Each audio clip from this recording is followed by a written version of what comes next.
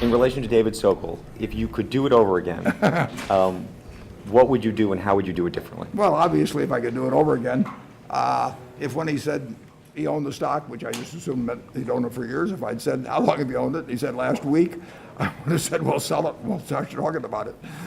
And what about the press release?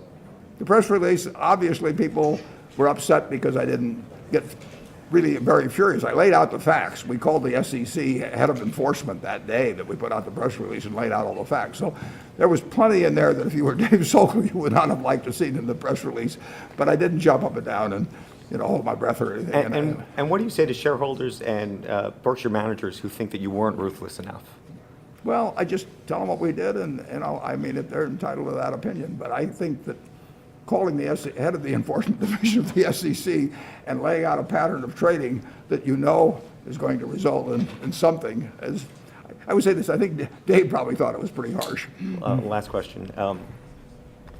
A lesson. Is there any lesson that you think you've learned in terms of your ability to judge other people, trust other people, and how has this experience changed you? No, I would say that that Dave, for 10 or 11 years, I saw him do nothing that bothered me, and he did all kinds of good managed company extremely well in the utility business and all that.